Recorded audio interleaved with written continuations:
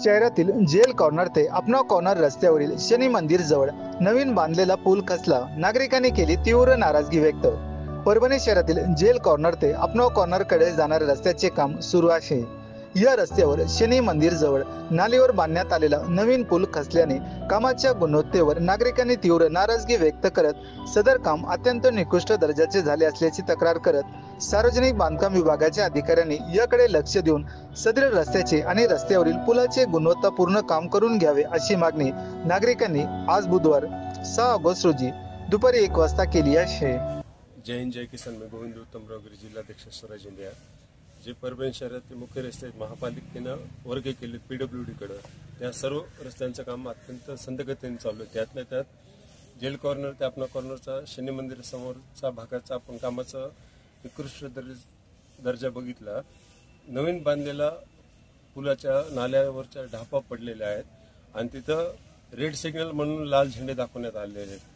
कुठेतरी संवेदनशीलता ह्या इंजिनियर्सनं सार्वजनिक बांधकाम विभागाने दाखवावी आणि ज्या पद्धतीत जे काही टेक्निकल इश्यू आहेत त्यामध्ये त्याची दक्षता तात्काळ घेऊन काम कशा पद्धतीत चांगल्या दर्जाचं होईल त्याचा प्रयत्न करावा आणि परभणीकरांना कुठेतरी दिलासा द्यावा, कारण की वर्षानुवर्ष परभणीकर या रस्त्यांची वाट पाहत आहेत। किमान अशा पद्धतीत जर निकृष्ट दर्जाचं काम चालत असेल तर एखादा पावसाळा तरी हे रस्ते टिकतील का, ही शाश्वती आज कुठल्याही परभणीकरांना नाहीये। त्यामुळं सार्वजनिक बांधकाम विभागाच्या सर्व अधिकाऱ्यांनी महापालिकेने सुद्धा यामध्ये समन्वय साधत चांगलं काम कसं होईल याकडे लक्ष द्यावे।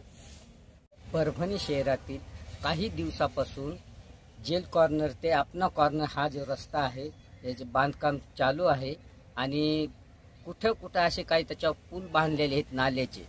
तर काम सुरू असतानाच शनी महाराजाच्या बाजूला शनी महाराजाचं मंदिर आहे, त्याच्या बाजूला एक पूल केलेला आहे नाला, त्याच्यावरलं नाल्यावरलं म्हणजे ते पूल फुटून गेला, त्याच्यामुळं निष्कृत दर्जाचं हे काम होत आहे।